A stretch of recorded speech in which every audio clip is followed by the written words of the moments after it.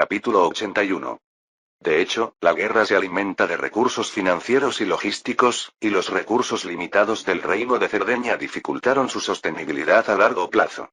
Obtener más préstamos, especialmente del cauteloso John Bull, en esencia, el tío Sam del Reino Unido, resultó casi imposible dada la situación actual del Reino de Cerdeña.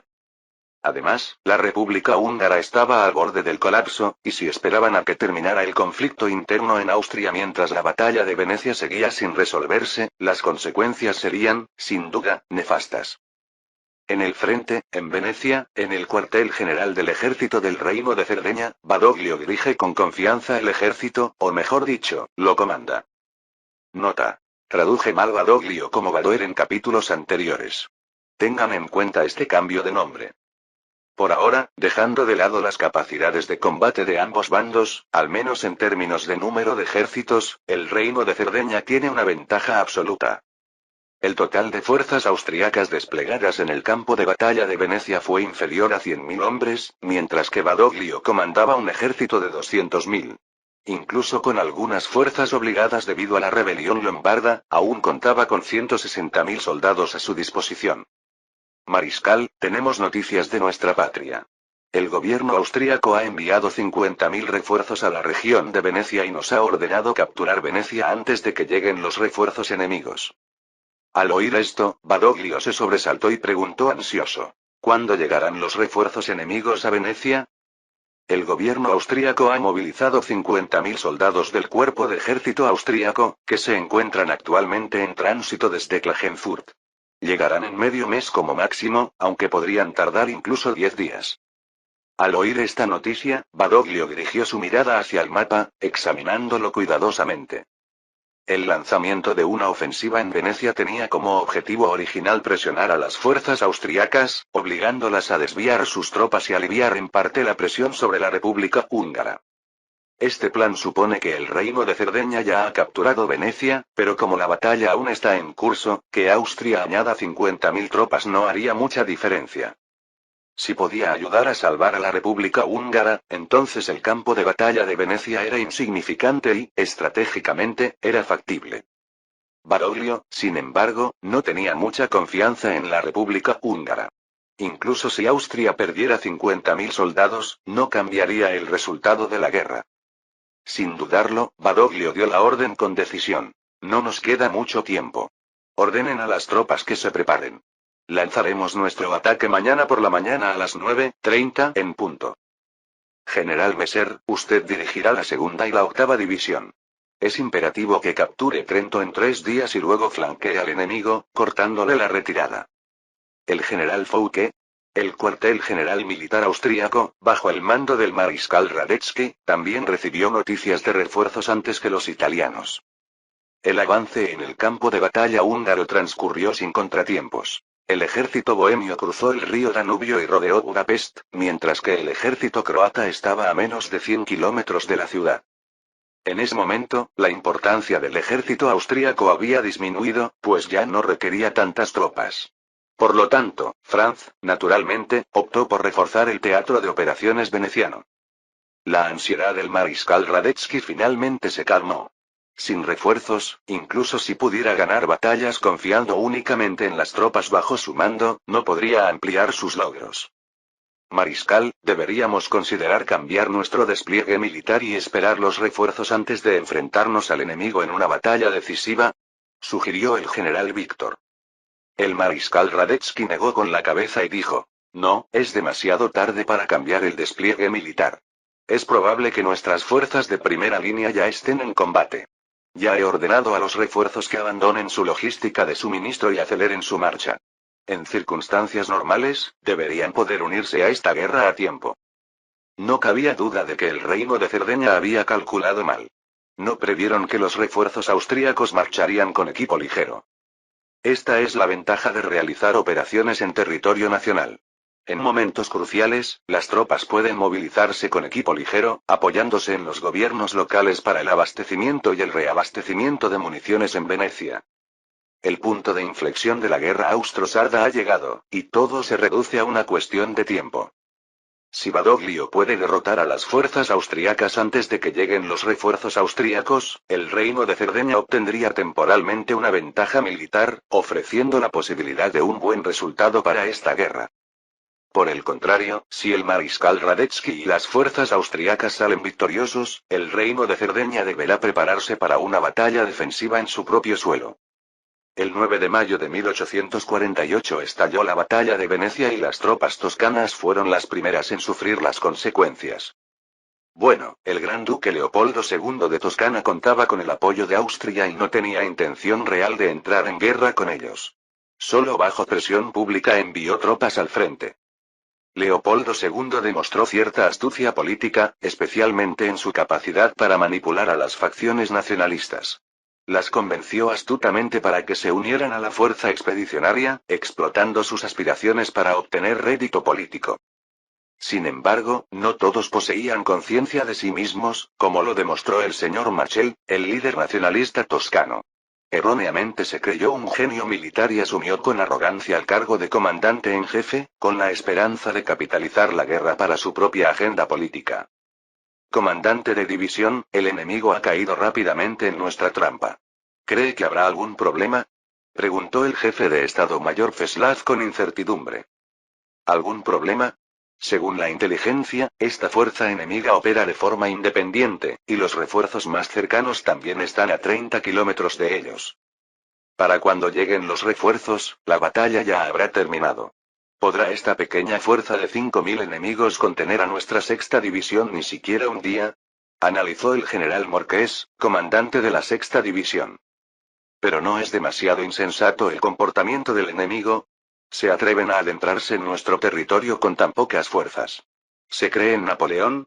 El jefe de Estado Mayor Feslav frunció el ceño al hablar.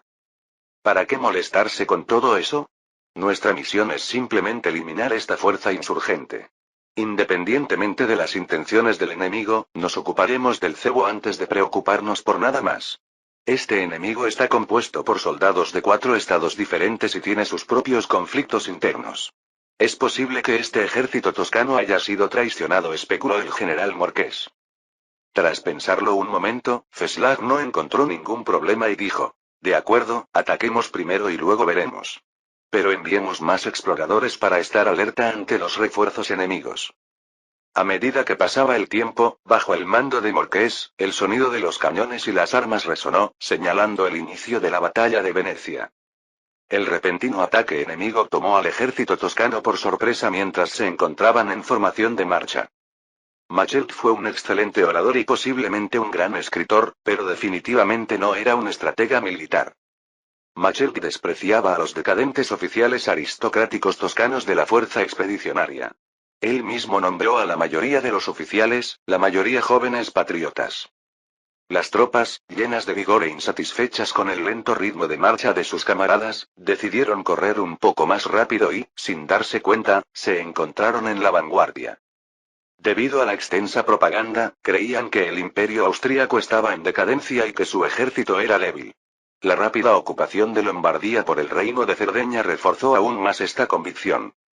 Así, al enfrentarse al enemigo, su reacción inicial no fue de pánico, sino de alegría.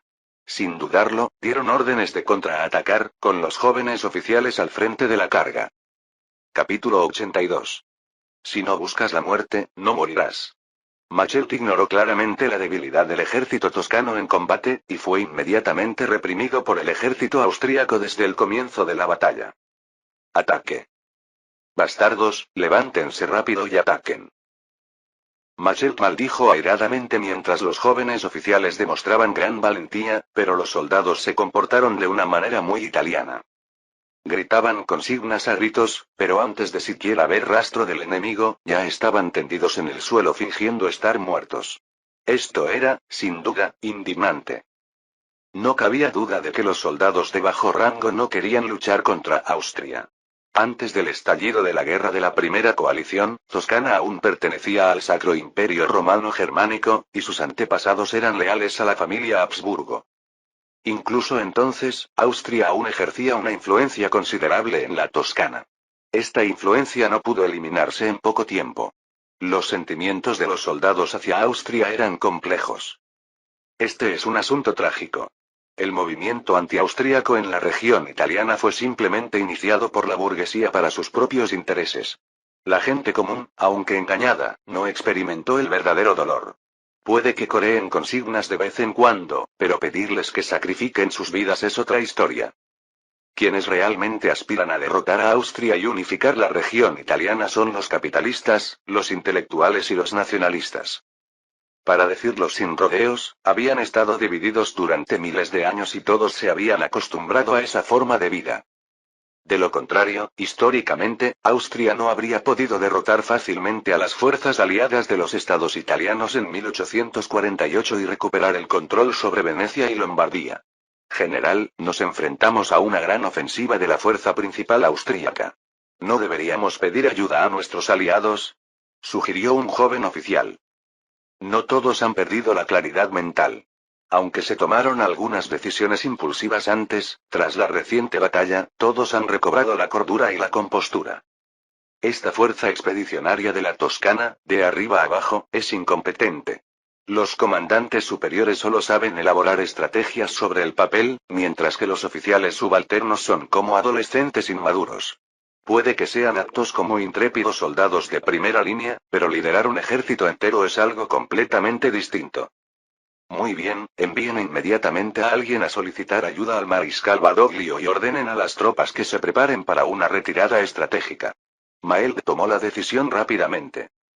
Un hombre de verdad sabe cuándo ceder y cuándo luchar. Si no puedes enfrentarlos, debes evitarlos.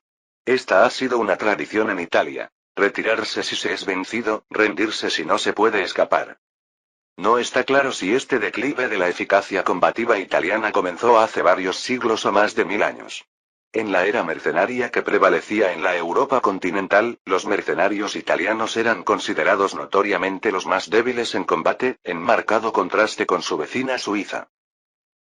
Mientras el ejército toscano sufría bajas, el general Messer, responsable del ataque a Trento, también enfrentaba problemas.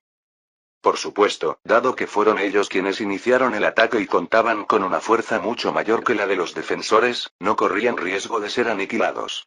Pero les resultó imposible capturar Trento. General, la potencia de fuego del enemigo es demasiado intensa. La segunda división ha sufrido numerosas bajas. El mayor Will solicita refuerzos, dijo el edecán con solemnidad. Con un estallido, la taza del general Messer salió volando de su mano. Idiotas. La batalla apenas comienza y ya han sufrido enormes pérdidas. ¿Se han topado con la fuerza principal austríaca? Esta pregunta quedó sin respuesta, pero era seguro que la fuerza enemiga no podía ser el principal ejército austríaco, de lo contrario el curso de la batalla habría cambiado. General Messer, tal vez deberíamos detener temporalmente el ataque y lanzar una ofensiva a gran escala una vez que lleguen las unidades de artillería, propuso el mayor Manstú. A regañadientes, pues no quería reducir sus valiosas tropas, Messer dijo. Muy bien, ralenticemos el asalto. Lanzaremos un ataque a gran escala cuando llegue la artillería mañana. Incapaz de conseguir refuerzos, pero recibiendo la orden de detener temporalmente el ataque, el mayor Will suspiró aliviado. La segunda división había sufrido la pérdida de casi un batallón de tropas en tan solo una mañana, unas bajas que la división no podía soportar. Al ver a los soldados caer en el camino de carga, el mayor Will sintió un inmenso dolor y de mala gana dio la orden. Ordenen a las tropas que se retiren. Sonó la sirena de retirada y una escena extraña se desató en el campo de batalla. Los soldados sardos que habían caído en la trayectoria de la carga dejaron de fingir estar muertos. El mayor Will, devastado por las pérdidas, se puso furioso. Si no entendía lo que estaba sucediendo, no sería digno de ser comandante de división. Maldita sea, estos malditos bastardos. Los enviaré a todos al tribunal militar. Rugió el mayor Will. El mayor Will no pudo evitar sentirse furioso. Hacía apenas unos momentos, había presentado un informe al cuartel general detallando las cuantiosas pérdidas. Ahora, al ver a los soldados dejar de hacerse los muertos uno a uno, fue un duro golpe para su orgullo. Tras contabilizar las bajas, el corazón del mayor Will se desangró. No era porque las pérdidas fueran demasiadas, sino todo lo contrario. Demasiado pequeñas. Habían lanzado un ataque durante toda la mañana, con un saldo de poco más de 20 muertos y más de 70 heridos. ¿Y a eso llamaban grandes pérdidas? Era una división, no un simple batallón. Los soldados no sufrieron muchas bajas, pero la pérdida de armas y equipos estuvo lejos de ser insignificante. Cuando regresaron, las tropas austriacas no se olvidaron de dispararles por la espalda y, como medida de precaución, muchos soldados regresaron con las manos vacías. Las estimaciones preliminares indicaban que, en tan solo una mañana, la segunda división había perdido más de 1.300 fusiles. De no ser por el principio de responsabilidad colectiva, el mayor Will habría querido darles una buena reprimenda a esos malditos bastardos.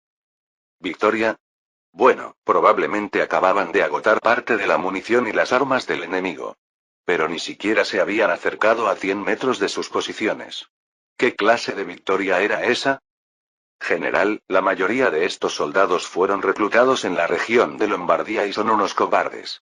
No sería así si los reemplazáramos con nuestros veteranos experimentados en la batalla de la tarde. Recordó un oficial militar. El mayor Will asintió con impotencia, esperando que los demás soldados fueran más valientes.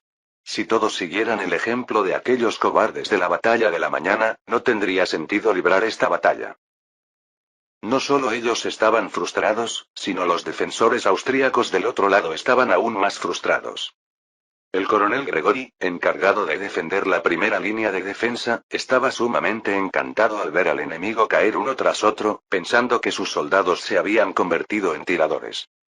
Sin embargo, para su sorpresa, la situación cambió al mediodía y los soldados enemigos que murieron se levantaron de repente, dejándolo enfurecido y con el rostro pálido de ira. Estaba a punto de ser entregado, con condecoraciones e informes de victoria listos para ser entregados. Afortunadamente, no los enviaron, o de lo contrario habría enfrentado la grave acusación de falsamente proclamar logros. Las acciones del enemigo dejaron al coronel Gregory desconcertado. Solo pudo especular. ¿Podrían estar intentando agotar nuestra munición? Pero las tácticas de su comandante son bastante curiosas. A Trento no le faltan armas ni municiones, después de todo. Señor, ¿es posible que el enemigo tenga algún plan oculto? Quizás intenta atraernos, solo para lanzar un ataque sorpresa y tomar nuestra posición, propuso un joven oficial, con una imaginación desbordante. Capítulo 83. Esto es un disparate. El enemigo del otro lado es claramente un grupo de reclutas nuevos. Cargan de forma desorganizada durante el ataque y se dispersan en todas direcciones durante la retirada. No tengo ni idea de dónde encontraron soldados tan excepcionales. Nota. Por si no lo notaste, es sarcasmo. Gregory evaluó rápidamente la situación. Si no fuera por la falta de personal, habría dado la orden de contraatacar. Oportunidades como estas son raras. Señor, he notado que el enemigo ha dejado una cantidad considerable de armas. ¿Por qué no enviamos a alguien a recogerlas? Podemos sacar provecho de ello.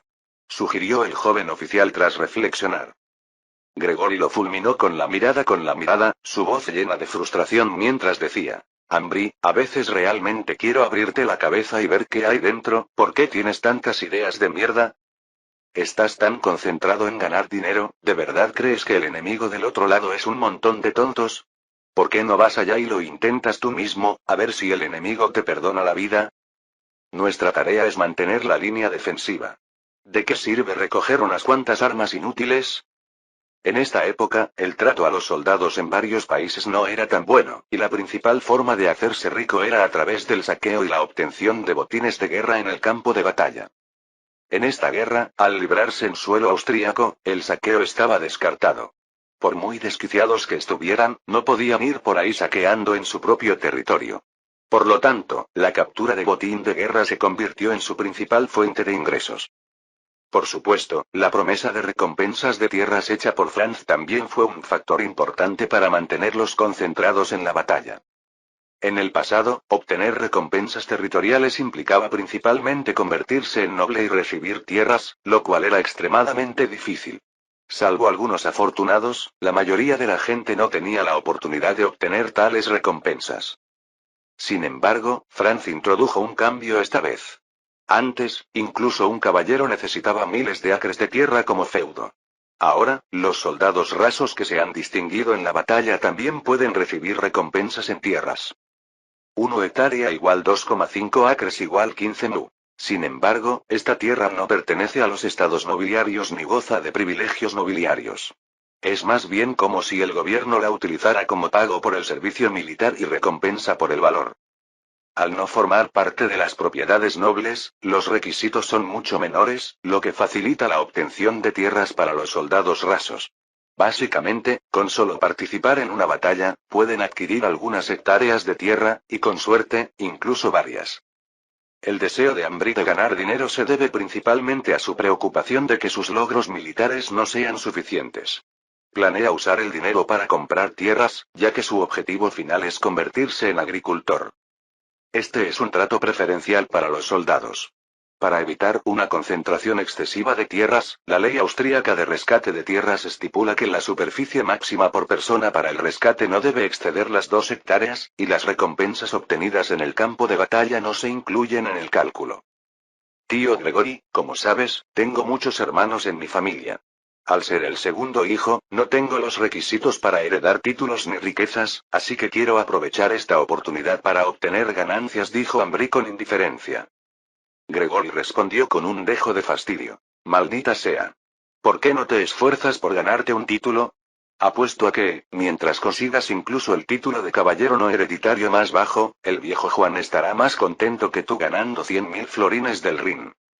Durante esta época, los principales oficiales de los ejércitos europeos provenían principalmente de familias nobles, especialmente los segundos hijos, quienes no podían heredar títulos.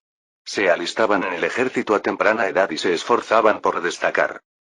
Estos individuos recibieron una buena educación y rápidamente destacaron en el ejército. Fueron estos nobles aspirantes a títulos quienes impulsaron los movimientos coloniales en varios países europeos. Ambry reflexionó un momento y dijo: yo también quiero obtener un título, pero dado mi rango, es extremadamente difícil conseguirlo mediante logros militares. Tío Gregory, ¿qué tal si lanzamos un ataque sorpresa al campamento enemigo esta noche? Si lo logramos, quizás mi objetivo se cumpla. Gregory se frotó la frente y desistió de la idea de enseñarle a su sobrino lejano, Ambry. Incluso si iban a realizar una incursión nocturna, debían considerar las circunstancias prácticas. Era cierto que el enemigo era terrible. Durante sus muchos años en el ejército, nunca había visto una fuerza tan mal entrenada y desorganizada. Sin embargo, su número era abrumador. El enemigo contaba con 2 divisiones, mientras que sus propias fuerzas consistían en un solo regimiento, sin llegar ni a la 1/5 parte de las tropas enemigas.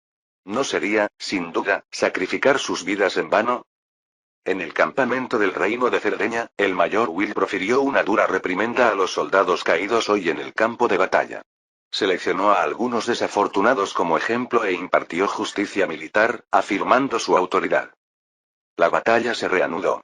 Quizás debido a la demostración de autoridad o a la presencia de veteranos experimentados en el ejército sardo, la lucha de la tarde se tornó mucho más intensa y brutal.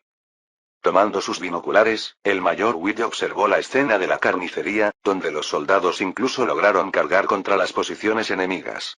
Satisfecho, asintió con aprobación. Así era como debería ser la guerra. Si todos eran tan insensatos como los de la mañana, no habría esperanza. Dentro del campamento ya habían empezado a agitarse algunas corrientes subterráneas. Un soldado con aspecto sucio y desaliñado exclamó emocionado: Tom, lo del manual de supervivencia en el campo de batalla me está viniendo de maravilla. ¿Viste a esos idiotas? Suelen ser arrogantes y vanidosos, pero ahora se precipitan como tontos y se dejan matar. Es tan satisfactorio. Claro, esto es en lo que el señor Walacci gastó una fortuna, comprándoselo a un viejo mercenario. Su objetivo es ayudarnos a reducir las bajas en el campo de batalla. Raúl, ten cuidado, no dejes que los sardos se enteren. Aún tienen que luchar en esta guerra. Si todos se vuelven tan listos como nosotros, ¿quién irá a luchar contra los austríacos? Preguntó Tom, el hombre de mediana edad, con cautela.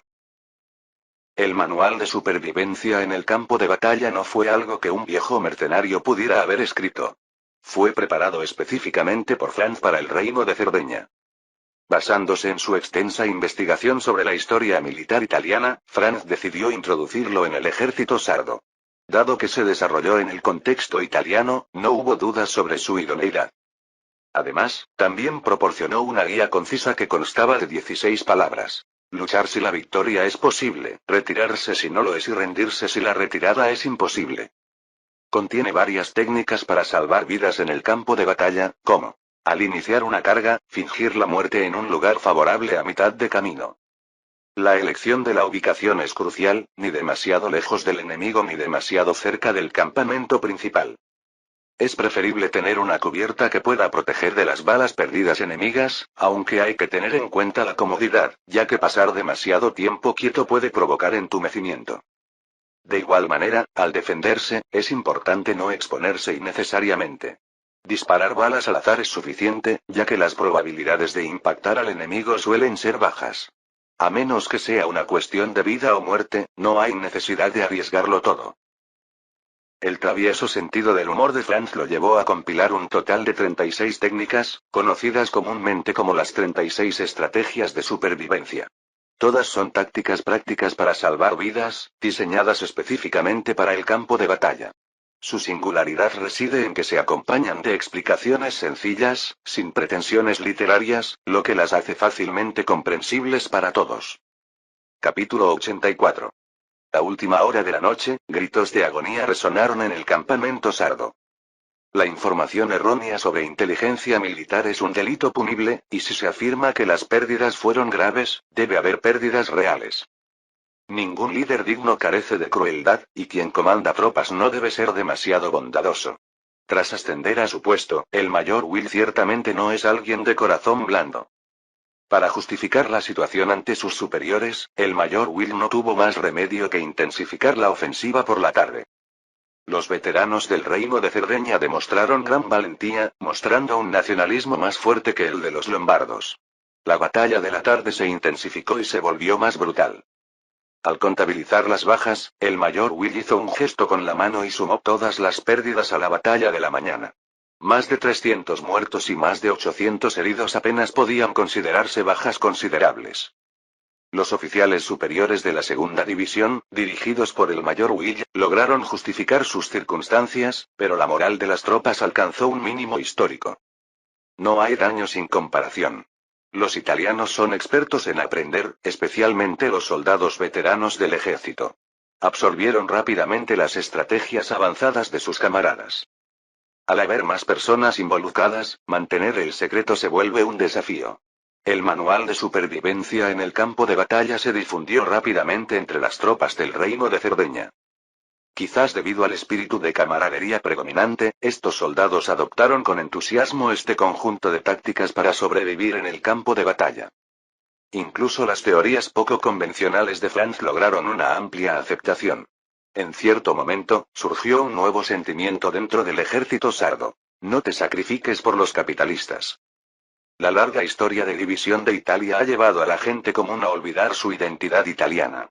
En cambio, han llegado a identificarse como sardos, genoveses, lombardos, etc. ¿Qué beneficios les aporta la unificación? Es evidente que los capitalistas son los que más se benefician, ya que una Italia unificada les proporciona un mercado más amplio para la explotación. Mientras tanto, estos soldados que se sacrifican por la causa de la unificación no ganan nada. El nacionalismo en el reino de Cerdeña ha cobrado fuerza, dando lugar a diversas ideologías contradictorias. Los italianos son adeptos a la reflexión profunda y, a medida que reflexionan más, empiezan a considerar sus propios intereses. Sin saberlo, el ejército del reino de Cerdeña ha sufrido una transformación, distanciándose gradualmente de su naturaleza antaño valiente y hábil. Esta también es una tradición en Italia, comúnmente conocida como el entusiasmo de 3 minutos. Al presenciar el derramamiento de sangre y el sacrificio, su pasión se extingue. El manual de supervivencia en el campo de batalla simplemente les proporciona una justificación convincente para sus acciones. El mariscal Badoglio, comandante supremo del ejército veneciano sardo, aún desconocía que sus tropas estaban experimentando una notable transformación. En ese momento, le preocupaba la petición de ayuda de las fuerzas toscanas. Aprecia sinceramente el desempeño activo del ejército toscano. En una guerra como esta, se necesitan individuos entusiastas como ellos como carne de cañón. Ha llegado un informe de primera línea que dice que el ejército toscano está siendo atacado por las principales fuerzas austriacas y solicita nuestra ayuda. ¿Qué cree que deberíamos hacer? Un oficial de mediana edad frunció el ceño y dijo: Señor Mariscal, las fuerzas toscanas están a unos 30 kilómetros de nosotros. Considerando el tiempo que tarda en llegar el mensaje, la batalla debería haber tenido lugar hace medio día. Si despachamos nuestras tropas inmediatamente, tardarán al menos un día en llegar al campo de batalla. Independientemente de si logramos alcanzarlos o no, esto interrumpiría nuestros despliegues militares, dificultando las batallas posteriores. Estaba claro que no estaba dispuesto a rescatar a las fuerzas toscanas. Aliados, ¿no están destinados a ser traicionados? Además, ¿cuándo se convirtió realmente el reino de Cerdeña en aliado de Toscana? Mientras el reino de Cerdeña aspire a unificar la región italiana, acabará chocando con el Gran Ducado de Toscana. Enviarles ayuda en un momento así sería como ayudar a un enemigo, ¿no? Jackson, eso no me parece bien. Si nos negamos a ayudar a las fuerzas toscanas, se generarán graves problemas diplomáticos. Los estados pontificios y el reino de Nápoles también se sentirán traicionados, y nos veremos obligados a librar esta guerra solos. Objetó otro oficial de mediana edad. Cansados, esta guerra es en nuestro propio territorio. No se puede confiar en estos aliados. El reino de Nápoles envió un ejército de 40.000 hombres, pero ¿dónde están? ¿Acaso la vanguardia que enviaron constituye un regimiento? Aunque los soldados toscanos han mostrado entusiasmo, todos sabemos que su comandante es un tonto arrogante que carece incluso del más mínimo conocimiento militar. ¿Qué podemos esperar de unos aliados tan poco fiables además de causar caos? Y esa división de los estados pontificios, todos sabemos que solo cuenta con poco más de 7.000 soldados. Han estado dando largas al asunto, ¿acaso tienen intención de luchar? Otro oficial de mediana edad, Jackson, expresó su oposición. El mariscal Badoglio asintió. Era evidente que no podían contar con el apoyo militar de sus aliados. Austria ejercía demasiada influencia sobre los estados italianos y, a pesar de presionar a otras naciones para que se unieran a la guerra, su contribución fue mínima. Ahora, la situación en Italia se complicó aún más debido a las facciones conservadoras de los estados pontificios y Nápoles, que buscaban la restauración. Era posible que sus aliados se retiraran del conflicto en cualquier momento. Tus argumentos son válidos. Enviemos un mensaje a las fuerzas toscanas, instándolas a resistir y esperar refuerzos. Despacharemos nuestras tropas lo antes posible. Sin duda, el mariscal Badoer estaba traicionando a sus aliados. Dijeron que enviarían tropas lo antes posible, ¿cuándo exactamente? Si realmente quieren rescatar a las fuerzas toscanas, deberían marchar día y noche para desplegar tropas ahora en lugar de perder el tiempo aquí. En primera línea, el general Macelli de Toscana ya no es el líder enérgico y seguro que fue. Cubierto de tierra y con sus soldados, ahora se encuentran en una retirada estratégica. Esta batalla no se puede librar. La capacidad de combate del ejército toscano ya era débil, pero las fuerzas enemigas eran el doble de numerosas. Tras unas horas de resistencia, fueron aplastadas. El general Machel, acompañado de un grupo de soldados maltrechos y derrotados, dio media vuelta y huyó sin mirar atrás. Perder la guerra es una cosa, y no había vergüenza en perder contra los austríacos. Pero no quería quedarse atrás y convertirse en prisionero. Como una espina para el rey, si cayera en manos de los austríacos, podría existir la posibilidad de un intercambio de prisioneros o podría acabar siendo eliminado. Machel no se atrevería a poner a prueba la integridad del rey. General Machel, el mariscal Badoglio nos ha ordenado mantener nuestra posición y se enviarán refuerzos lo antes posible, exclamó un joven oficial con entusiasmo. ¿Las fuerzas sardas realmente se pusieron en marcha inmediatamente después de recibir nuestra petición de ayuda? Preguntó Machel con ansiedad. No, tuvieron una reunión militar de 1 hora aproximadamente y luego dijeron que se desplegarían lo antes posible. A estas alturas, puede que ya se hayan puesto en marcha, respondió el joven oficial con incertidumbre. La expresión de Machel cambió drásticamente al reaccionar rápidamente a la situación. Dio la orden. Ordene a las tropas que aceleren el paso. Nuestros aliados están en camino. Vamos a buscarlos más adelante. ¿Aliados? No son más que tonterías. Respuestas tan evasivas podrían engañar a esos jóvenes ingenuos, pero no funcionarán con veteranos como Machel. La rapidez es esencial para rescatar personas, igual que para apagar un incendio. ¿Habría tiempo para reuniones lentas? Como no venían aliados, era natural apresurarse y ponerse en marcha. Subir la moral también era esencial. Capítulo 85. Desde que el ejército austríaco asedió Budapest, la ciudad se ha visto invadida por el miedo y la inquietud. Si el nuevo gobierno no hubiera mantenido la ilusión de tener al reino de Cerdeña como aliado, mucha gente ya habría huido. Por supuesto, incluso quienes aún no habían huido ya se preparaban para hacerlo. Budapest es una ciudad considerable, y para evitar cualquier forcejeo desesperado por parte del enemigo, el cuerpo bohemio aplicó estrictamente la estrategia de 3 rodean, 1 permanece. Para un puñado de individuos, escapar era relativamente fácil, siempre que no se movieran en grupos grandes. Era improbable que el ejército austríaco se percatara de ello a menos que un destacamento militar significativo abandonara la ciudad. El ministro del Ejército de la República Húngara, habló con expresión preocupada. Señor Kossuth, acabamos de recibir información de que los traidores de Croacia unirán fuerzas con las tropas austriacas fuera de la ciudad mañana. En ese momento, las fuerzas enemigas que asedian la ciudad ascenderán a 150.000 hombres y Budapest no podrá resistir. Las palabras del general Wege son correctas. Budapest simplemente no puede resistir la poderosa fuerza militar del enemigo. Esta revolución ya ha fracasado. Para minimizar las pérdidas y preservar Hungría al máximo, propongo entablar negociaciones con el gobierno austríaco. El ministro del Interior, Schemir, intervino. Con los reveses militares, las fuerzas reaccionarias en Hungría empezaron a surgir. Los aristócratas burgueses, liderados por Schemir y Gorbachov, que encabezaban la facción conciliadora dentro del ejército, intentaron negociar con el gobierno austríaco para salvaguardar sus propios intereses. Para Kossuth, esto fue sin duda un duro golpe. Incluso antes del asedio del cuerpo bohemio, abogó por lanzar un ataque preventivo mientras el enemigo aún estaba inestable. Desafortunadamente, se enfrentó a la oposición militar. En ese momento, el enemigo estaba ocupado fuera de la ciudad, redistribuyendo tierras y empoderando a los campesinos. Mediante la liberación de los siervos y la distribución de tierras, el ejército austríaco se ganó el apoyo de la población local.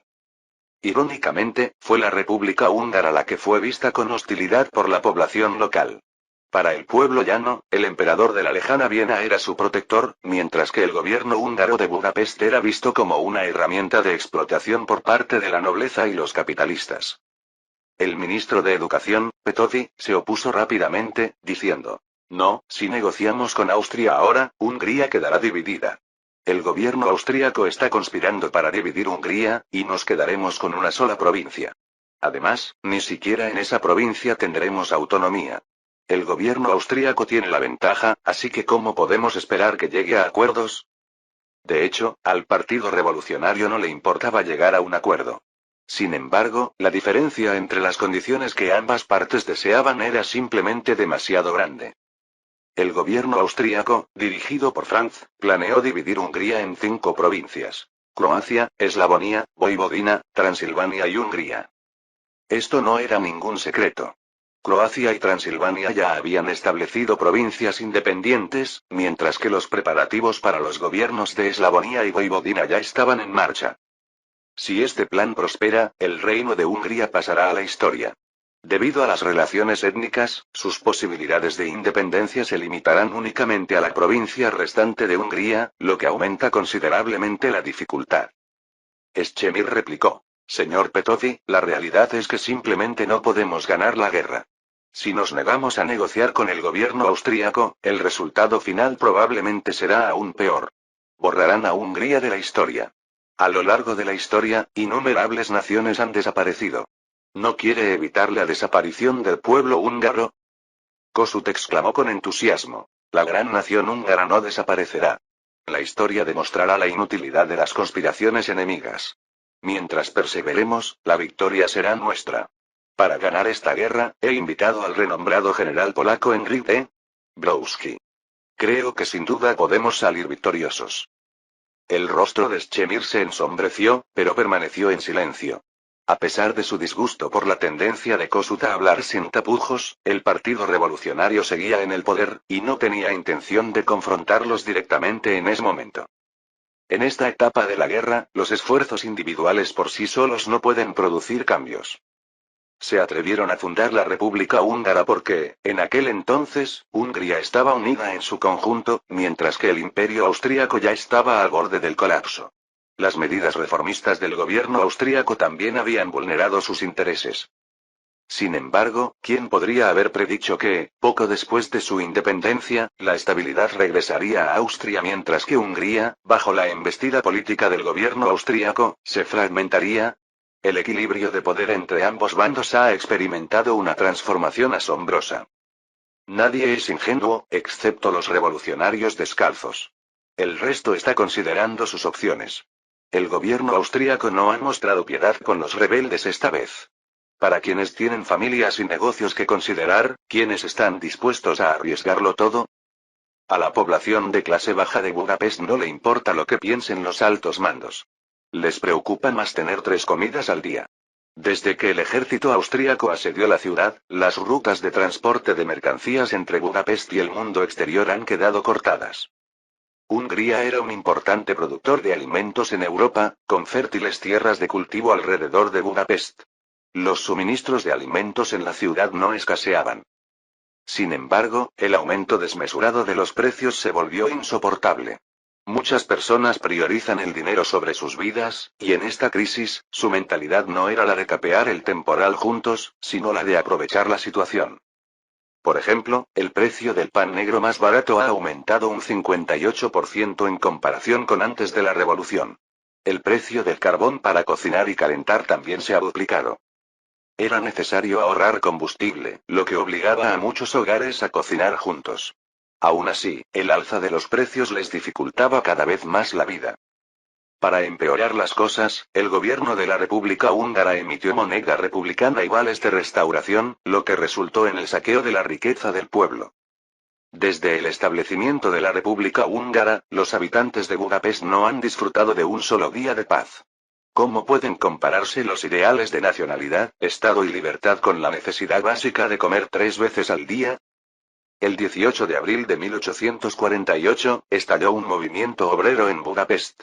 Obreros hambrientos y ciudadanos empobrecidos salieron a las calles exigiendo al gobierno que abordara el aumento de precios, tomara medidas estrictas contra la especulación, implementara la ley de protección laboral y abordara el problema del desempleo. El gobierno de la República Húngara, en su calidad de portavoz de la burguesía, ignoró naturalmente sus demandas. El gobierno de Kossuth respondió con una brutal represión. El 23 de abril de 1848, la noticia de la abolición de la servidumbre en Austria llegó a Hungría. Los siervos explotados y oprimidos de la pequeña región de Kecel no pudieron soportarlo más y se rebelaron. Los rebeldes se apoderaron de los feudos, asesinaron a los capataces y se repartieron las tierras. El levantamiento se extendió rápidamente a lo largo del río Danubio, causando gran alarma entre la nobleza húngara, que dirigió su atención hacia Viena y Budapest en busca de ayuda. Sin duda, el gobierno austríaco, con el objetivo de reprimir a la nobleza húngara, rechazó su solicitud alegando que estaba fuera de su alcance. Para conseguir el apoyo de la nobleza, el gobierno de Kossuth se encontró una vez más en el bando contrario del pueblo. Tras reprimir los movimientos obreros y campesinos, el gobierno de la República Húngara obtuvo el apoyo de los capitalistas y la nobleza. La cohesión de la nación húngara aumentó, pero al mismo tiempo se generó una ruptura entre esta y la población de clase baja.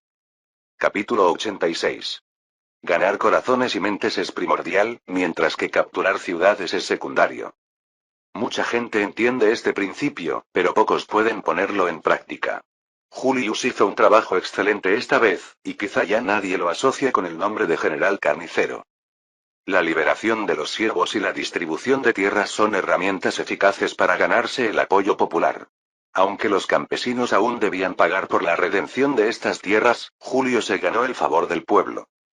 Una vez que la población local se enteró de que podía recibir tierras gratis si cooperaba con las fuerzas gubernamentales para reprimir la rebelión, los agricultores cerca de Budapest se convirtieron espontáneamente en voluntarios. Dadas las limitadas capacidades del gobierno de Kossuth en circunstancias similares a un asedio, no pudieron bloquear eficazmente la difusión de información. Tras la noticia del reparto de tierras, la mentalidad de muchos cambió. Los nobles rebosaban de profundo resentimiento, los capitalistas temblaban de miedo, mientras que los trabajadores de clase baja vislumbraron un nuevo rayo de esperanza. Como el gobierno austríaco ya había cumplido su promesa de reforma agraria para los campesinos, naturalmente planteó la posibilidad de promulgar una legislación protectora para la clase trabajadora. Ante esta situación, la organización de inteligencia de Franz también entró en acción. Al ver que el barco de la República Húngara estaba a punto de hundirse, muchos se resistieron a ser enterrados con él. Aunque los nobles de alto rango están indignados por las acciones del gobierno austríaco, ahora tienen que aceptarlas a regañadientes. Poseen importantes propiedades y riquezas, y no estaban dispuestos a arriesgar sus vidas. Con la colaboración de estos poderosos agentes locales, las operaciones de la organización de inteligencia se llevaron a cabo sin contratiempos. El inexperto gobierno de Kossuth desconocía estos acontecimientos. Quizás debido a la extensa persecución que sufrieron bajo la policía secreta, una vez que el Partido Revolucionario tomó el control, estas organizaciones se disolvieron.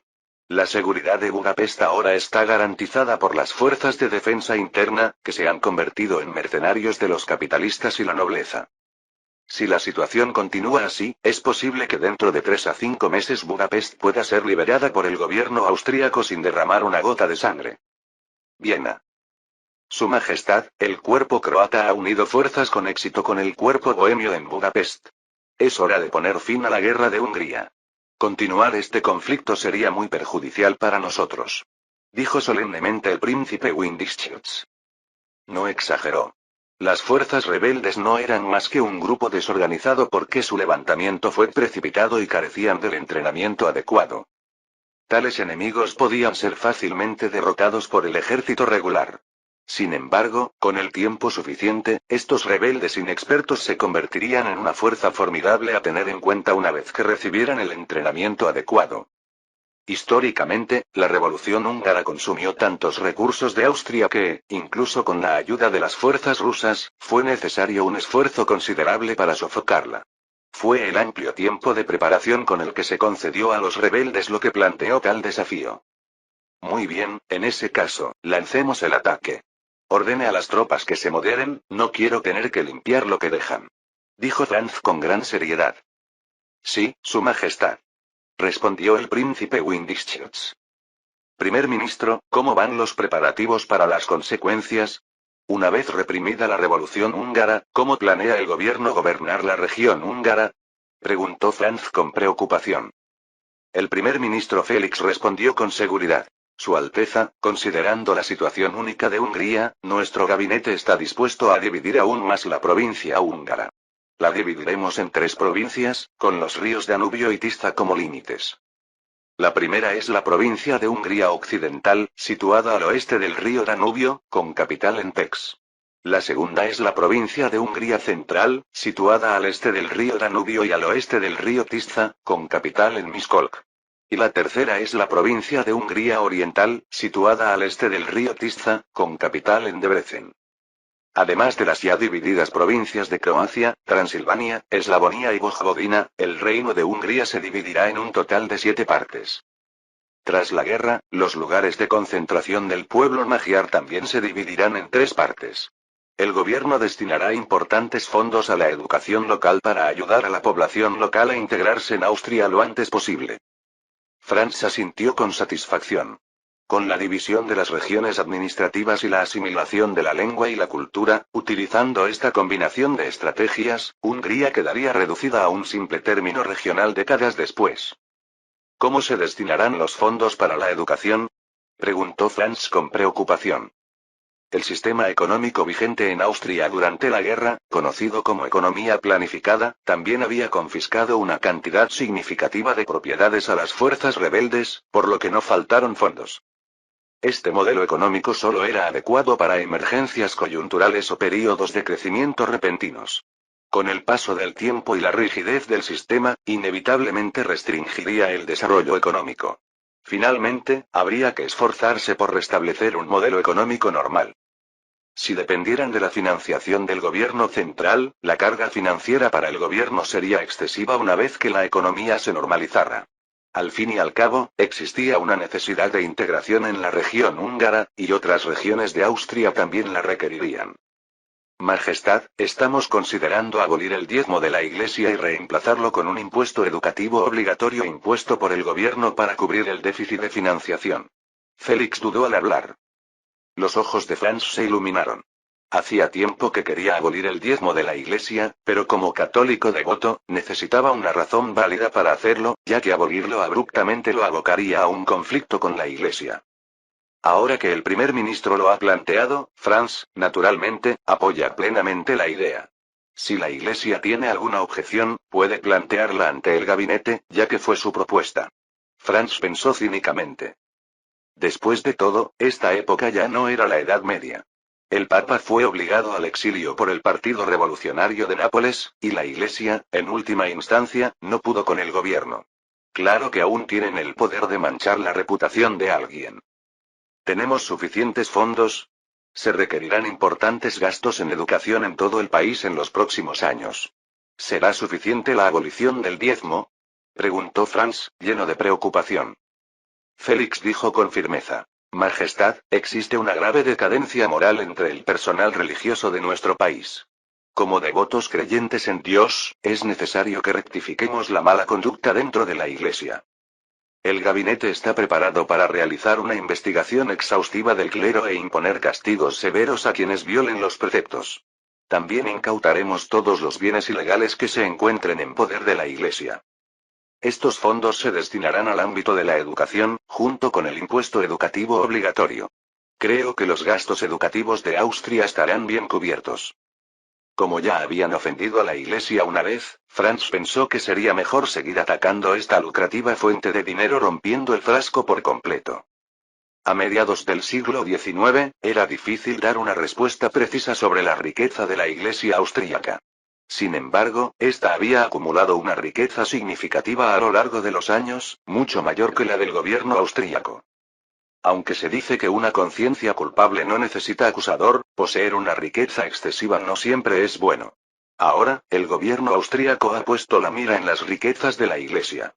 Franz, siendo un católico devoto, se sintió obligado a purificar las filas de la Iglesia en nombre de Dios. Las palabras del primer ministro son razonables. Es necesario fortalecer el desarrollo moral del personal religioso. Como fieles seguidores de Dios, es nuestro deber ayudar a guiar a los siervos de Dios descarriados y guiarlos de regreso al camino recto. Capítulo 87.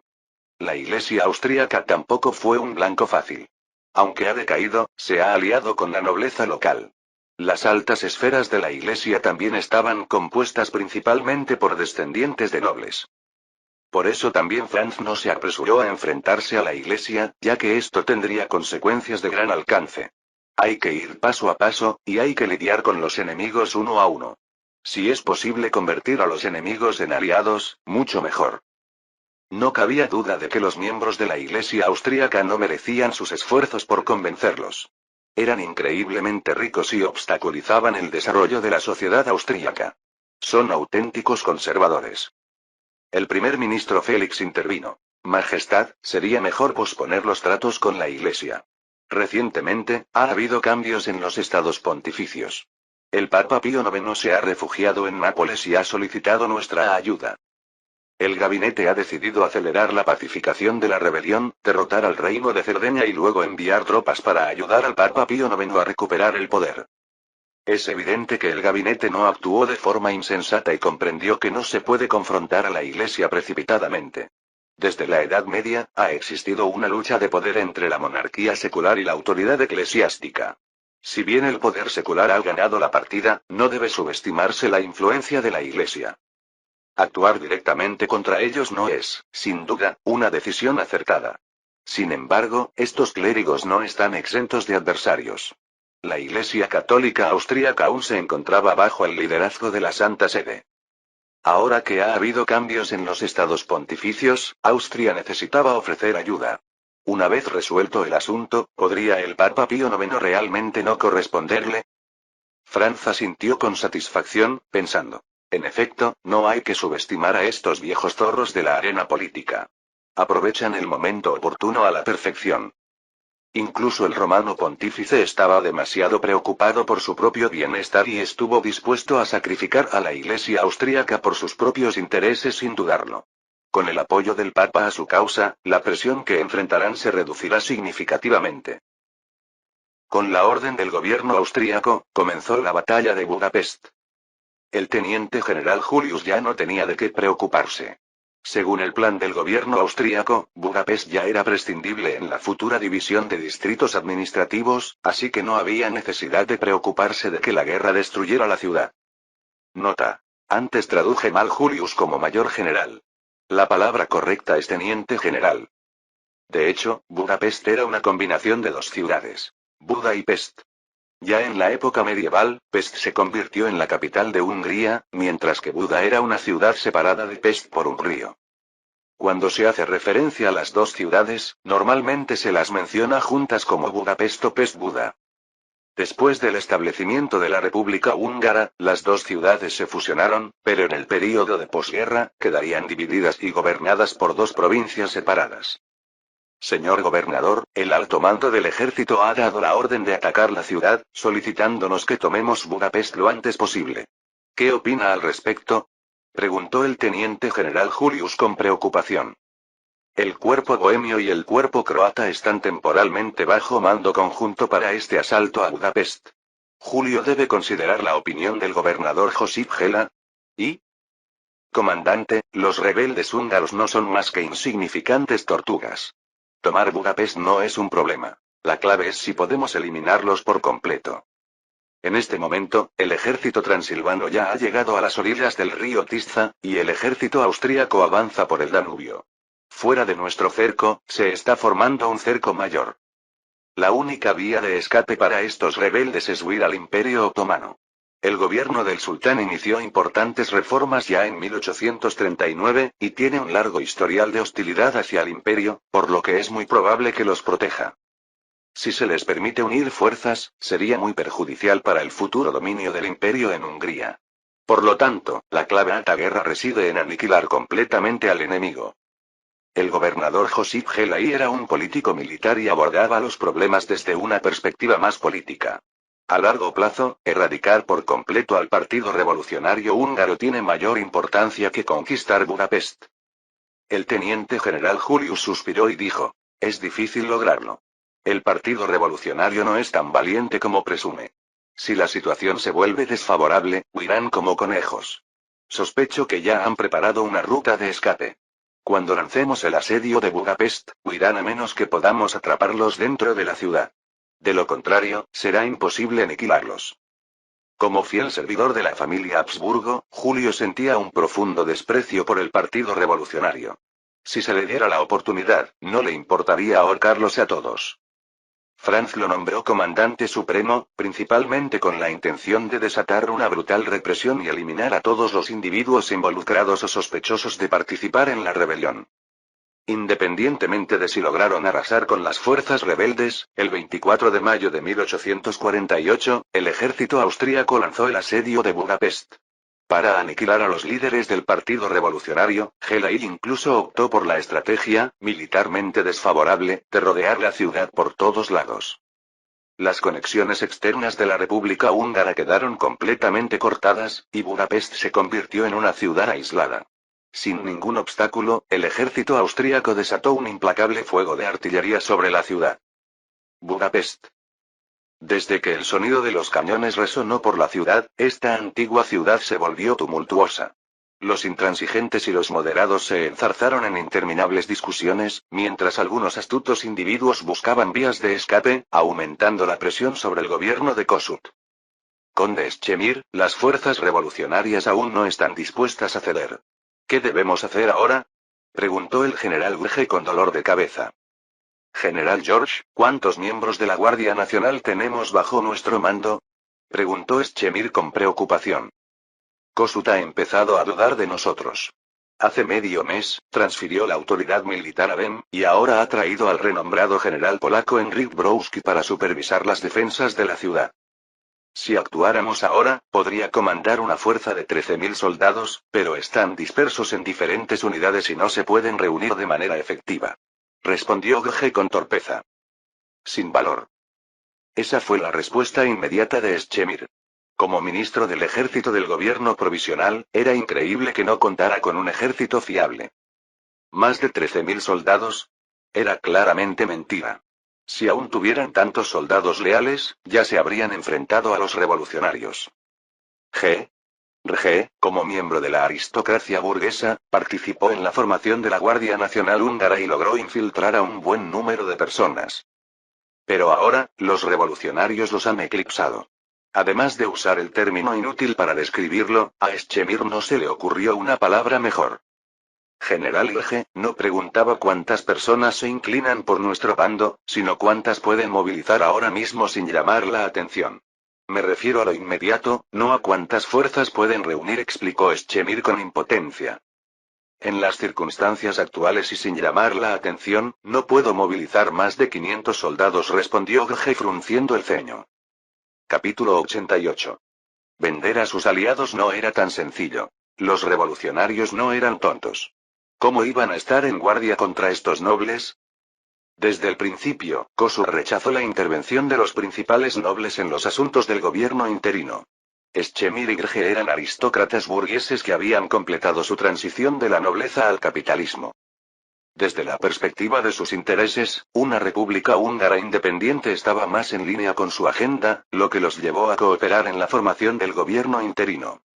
La nobleza húngara ya ha caído en desgracia. Incluso quienes se han convertido en capitalistas no son la excepción. Podían ganar dinero sin esfuerzo, así que ¿para qué esforzarse más?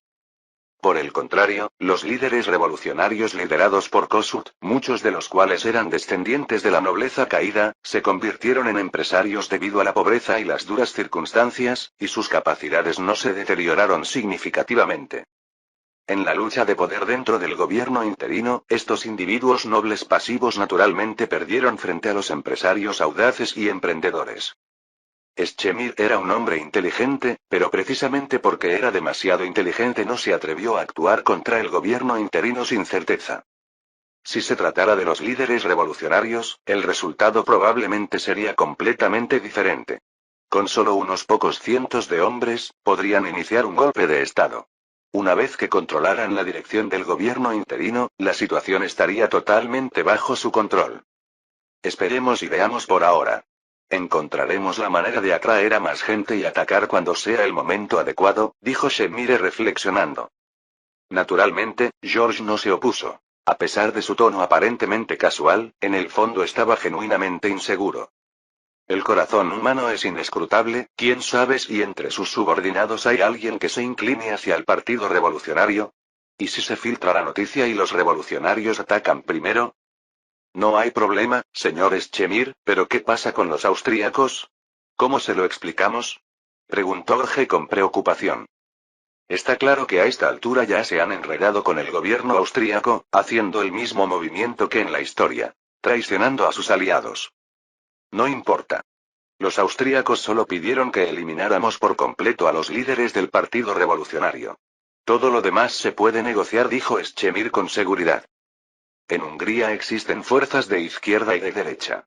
La izquierda, liderada por Kossuth, aboga por la abolición de la monarquía y el establecimiento de una república húngara independiente.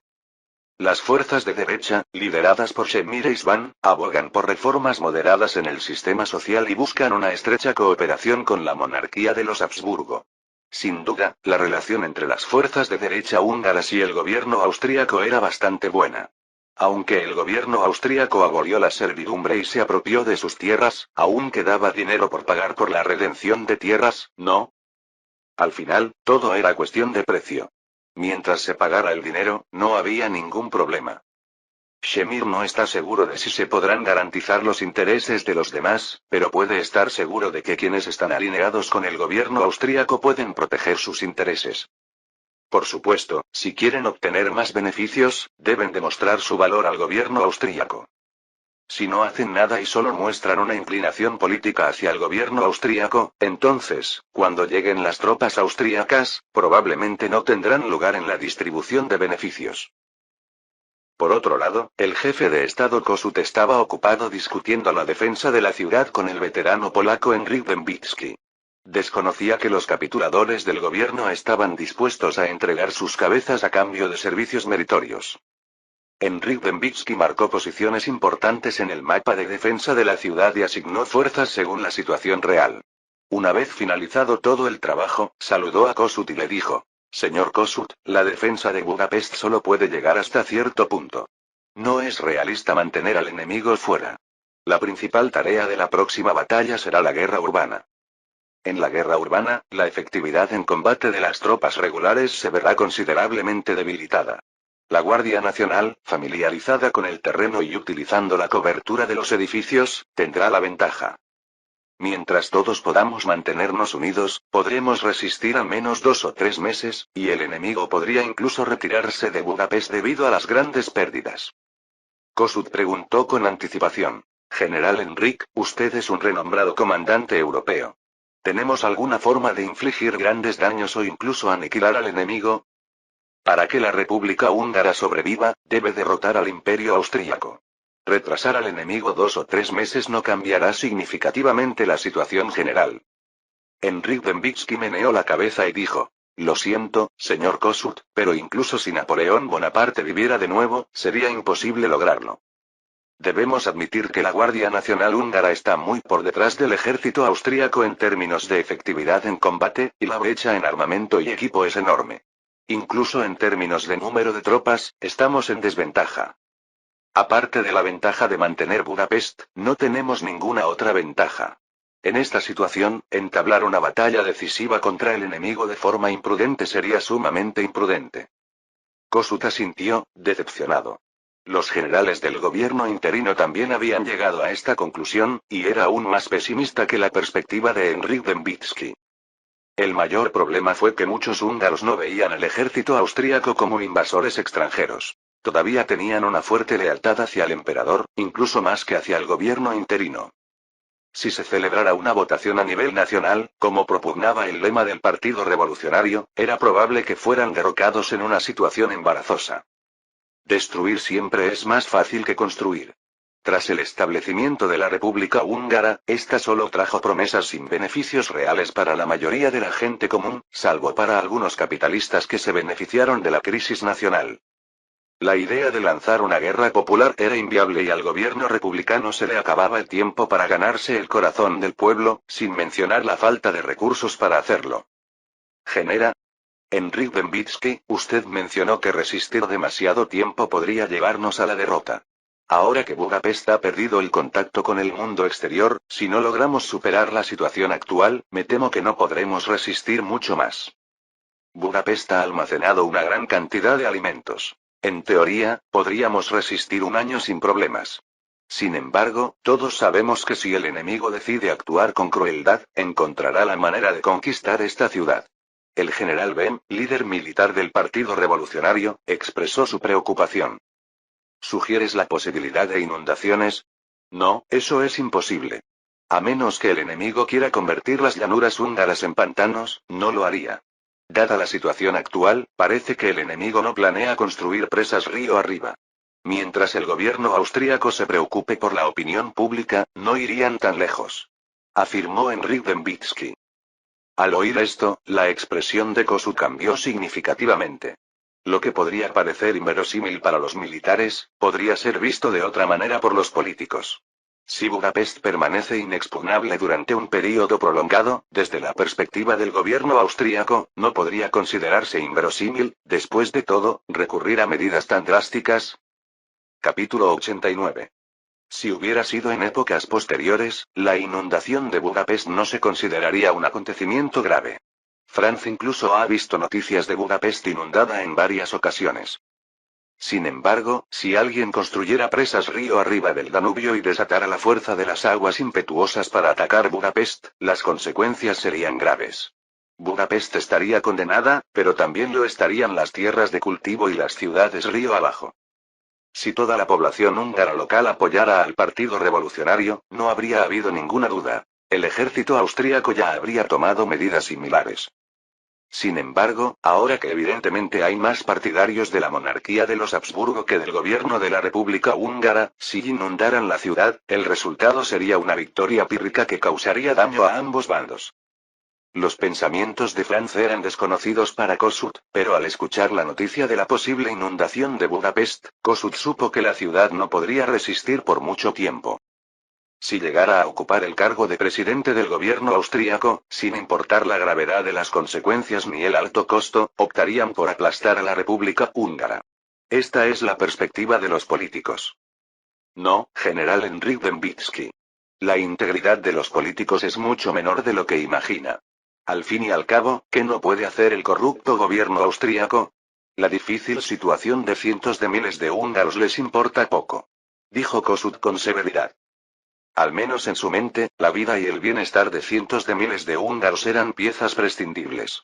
Si alcanzar la victoria definitiva era posible, aceptaría sacrificios incluso mucho mayores.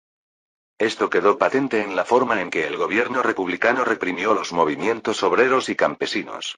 Desde el establecimiento de la República Húngara en 1848, más personas han muerto en la represión de estos movimientos que en los 10 años anteriores del Reino húngaro. Este es casi el rasgo común de los gobiernos burgueses de esta época. Afirman defender la libertad y la liberación de la productividad, pero al mismo tiempo, blanden el cuchillo del carnicero contra los trabajadores. Señor Kossuth, si el enemigo planea inundar Budapest, todos nuestros esfuerzos actuales serán inútiles ante unas inundaciones tan abrumadoras. La fuerza individual es insignificante ante semejante fuerza de la naturaleza. Le recomiendo que prepare de inmediato una ruta de escape y haga todo lo posible por preservar la sagrada causa de la revolución, asegurando su continuidad, dijo el general Enrique Dembicki con el ceño fruncido. Esta es también la experiencia de los polacos. A pesar de los reveses que han sufrido, su espíritu revolucionario nunca se ha extinguido. Claro que tuvieron la mala suerte de encontrarse con personajes despiadados cuando los soviéticos los engañaron y los asesinaron. Dejemos de lanzar un ataque proactivo y concentremos nuestras fuerzas en abrirnos paso, evitando que los civiles de la ciudad sufran las penurias de la guerra. Petmuffi no pudo evitar proponer. Como joven apasionado, no soportaba la idea de sacrificar a toda la población de la ciudad. Desafortunadamente, sus palabras no cambiarían la situación. Kossuth negó con la cabeza y dijo: tomar la iniciativa sería como atacar una piedra con un huevo. El enemigo espera que caigamos en su trampa. Aunque planeen inundar Budapest, no se decidirán inmediatamente tras un ataque fallido. Ahí es cuando tendremos una oportunidad. La guerra de Venecia ha llegado a un momento crítico. Los austríacos siguen librando feroces batallas con los estados italianos. Si nuestros aliados ganan esta guerra, la situación cambiará. El decadente gobierno austríaco carece del coraje para luchar hasta el final. Cuando el enemigo esté atrapado interna y externamente, podemos buscar la mediación francesa, y la causa revolucionaria triunfará.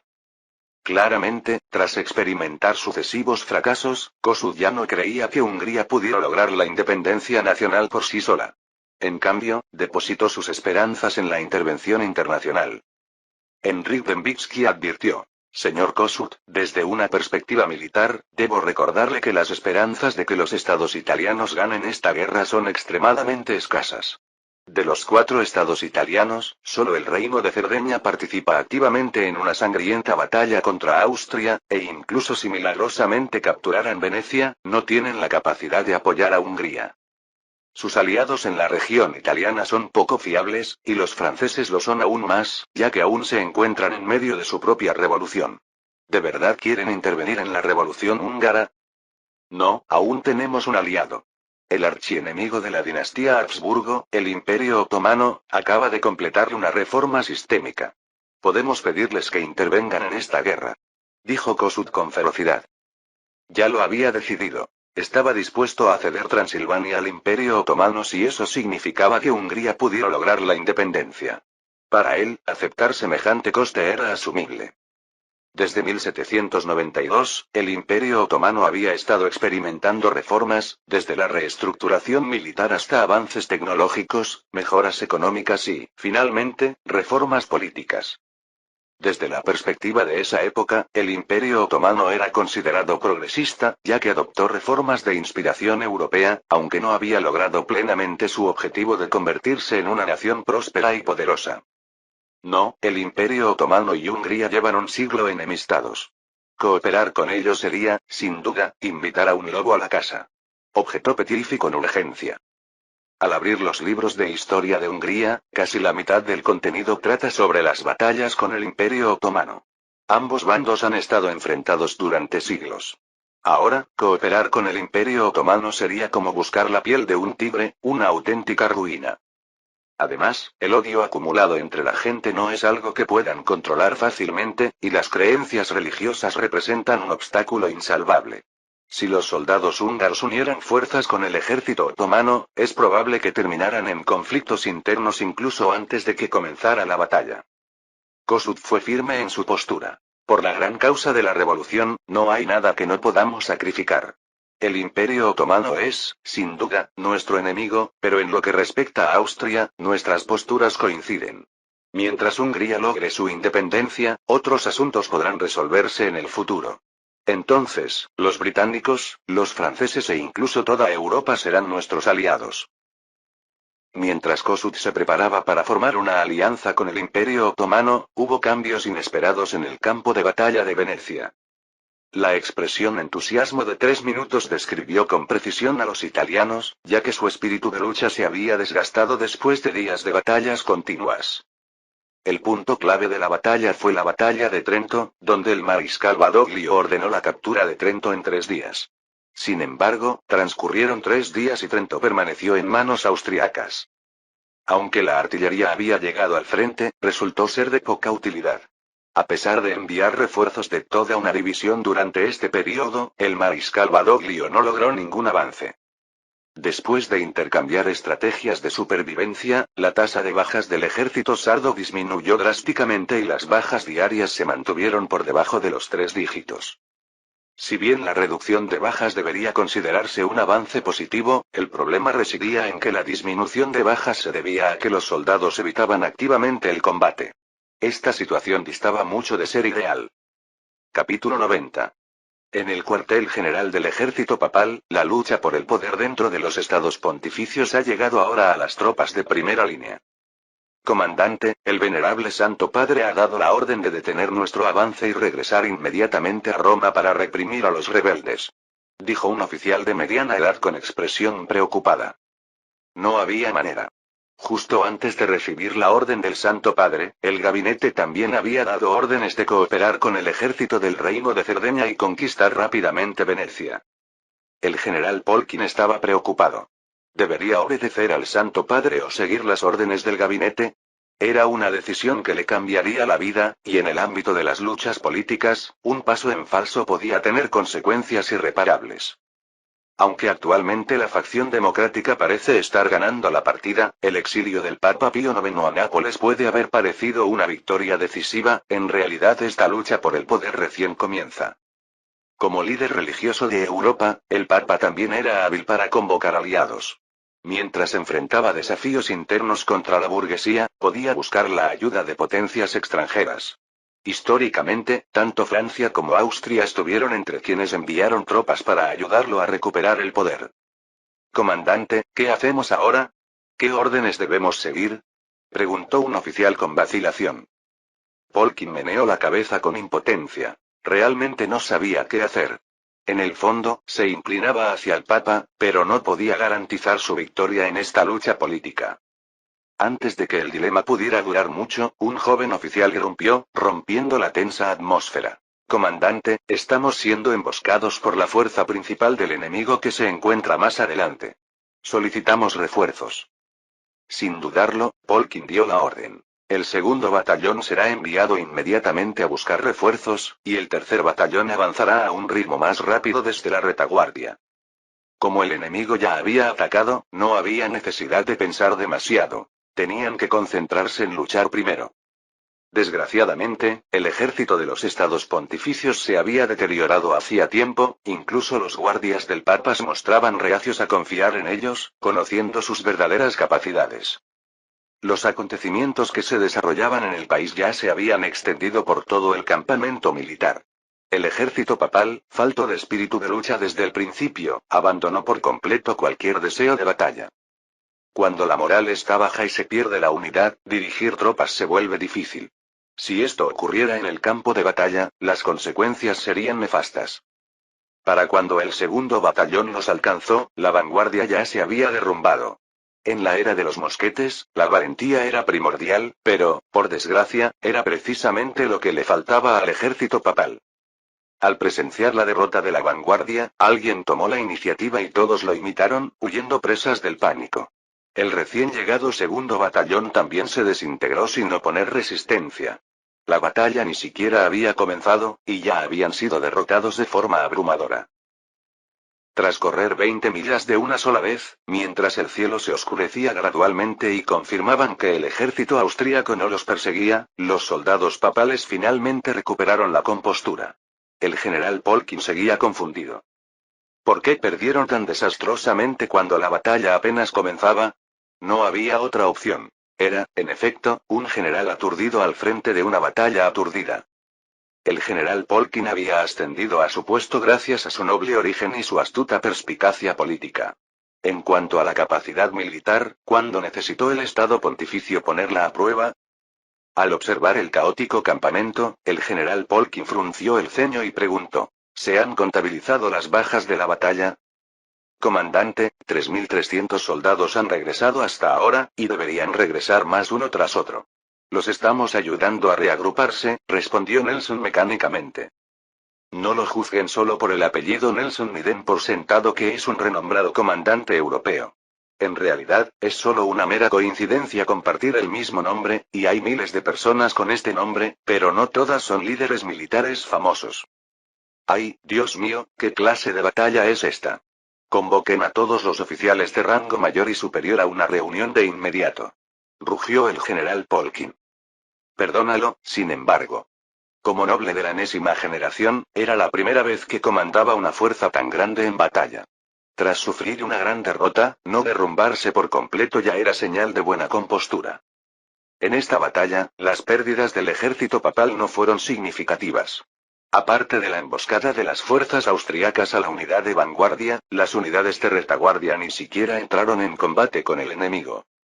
Al tercer día, el número de soldados que regresaban ascendía gradualmente a más de 6.300. Considerando los 7.000 efectivos de la unidad, las pérdidas fueron inferiores al 10%. Tras sufrir una derrota, el general Polkin se volvió más cauteloso y decidió quedarse en el lugar y esperar los suministros logísticos mientras reagrupaba a las tropas dispersas, observando cuidadosamente la situación en el campo de batalla. Un oficial de mediana edad susurró: Comandante, el mariscal Badoglio nos ordenó lanzar un ataque inmediato contra el ejército austríaco y ayudar a las tropas sardas a flanquear desde un costado. El general Polkin se burló y dijo: ¿ordenarnos? ¿Quién se cree que es este Badoglio? ¿Desde cuándo puede el mariscal del reino de Cerdeña comandar nuestras tropas papales? ¿Cree que soy como ese idiota de Machel, un tonto que se apresura ciegamente a convertirse en su carne de cañón? Paul, diles a los sardos que nuestras fuerzas están librando una feroz batalla contra el grueso del enemigo y no tienen capacidad para apoyar a nuestras unidades hermanas. Confío en que el valiente ejército sardo pueda derrotar al enemigo y alcanzar la victoria en esta guerra. Respecto a la cuestión de la lucha contra Austria, los 4 estados italianos habían llegado nominalmente a un acuerdo, y Badoglio era el comandante en jefe de las fuerzas conjuntas solo de nombre. Sin embargo, la efectividad real de este mando conjunto era una incógnita. Originalmente, todos competían, y un simple acuerdo verbal no podía eliminar el distanciamiento mutuo. El ejército sardo podía permanecer impasible mientras las fuerzas toscanas sufrían la derrota, y el general Polkin podía igualmente observar la lucha del ejército sardo contra los austríacos. Sí, comandante, respondió Pablo. Ordene a las tropas que recojan sus pertenencias. Nos retiraremos pasado mañana y dejaremos el campo de batalla a los sardos, añadió el general Polkin. ¿Saboteando a los aliados? ¿Quién teme a quién? El general Polkin nunca había considerado al reino de Cerdeña como un aliado. En su opinión, este tenía ambiciosos planes para unificar Italia, lo que representaba una amenaza mayor para los estados pontificios que Austria. No traicionarse unos a otros en el campo de batalla ya era suficiente para ser considerados aliados. A primera vista, el general Polkin sufrió una derrota esta vez, y si no podía olvidarse de la vergüenza de la derrota, sin duda tendría problemas cuando regresara. Sin embargo, políticamente hablando, esta derrota fue una bendición oportuna que ayudó al general Polkin a superar sus dificultades políticas.